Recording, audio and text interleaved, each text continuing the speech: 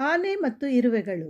ಒಂದು ಕಾಡಿನಲ್ಲಿ ಚಿಕ್ಕ ಪ್ರಾಣಿಗಳನ್ನು ನಿರಂತರವಾಗಿ ಬೆದರಿಸುವ ದೊಡ್ಡ ಆನೆ ಇತ್ತು. ಅದು ತನ್ನ ಮನೆಯ ಸಮೀಪ ಇರುವ ಇರುವೆಗಳ ಗೂಡಿನ ಬಳಿ ಹೋಗಿ ಇರುವೆಗಳ ಮೇಲೆ ನೀರು ಎರಚುತ್ತಿತ್ತು. ಇರುವೆಗಳಿಗೆ ಅಷ್ಟು ದೊಡ್ಡ ಆನೆಯನ್ನು ನೋಡಿ ಅಳುವುದನ್ನು ಬಿಟ್ಟು ಬೇರೇನೂ ಮಾಡಲಾಗುತ್ತಿರಲಿಲ್ಲ.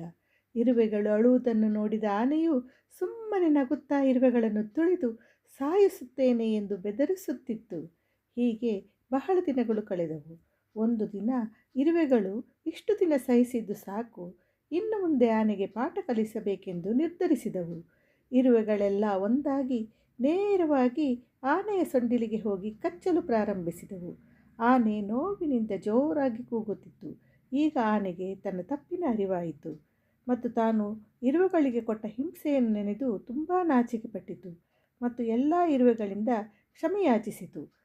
ಕಥೆಯ ನೈತಿಕತೆ: ವಿನಮ್ರರಾಗಿರಿ ಮತ್ತು ಎಲ್ಲರನ್ನೂ ದಯೆಯಿಂದ ನಡೆಸಿಕೊಳ್ಳಿ. ನೀವು ಇತರರಿಗಿಂತ ಬಲಶಾಲಿ ಎಂದು ನೀವು ಭಾವಿಸಿದರೆ ಅವರಿಗೆ ಹಾನಿ ಮಾಡುವ ಬದಲು ಅವರನ್ನು ರಕ್ಷಿಸಲು ನಿಮ್ಮ ಶಕ್ತಿಯನ್ನು ಬಳಸಿ.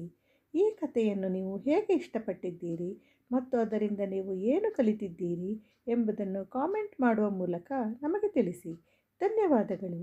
ದಯವಿಟ್ಟು ನಮ್ಮ ಚಾನಲನ್ನು ಲೈಕ್ ಮಾಡಿ, ಶೇರ್ ಮಾಡಿ, ಸಬ್ಸ್ಕ್ರೈಬ್ ಮಾಡಿ ಪ್ರೋತ್ಸಾಹಿಸಿ.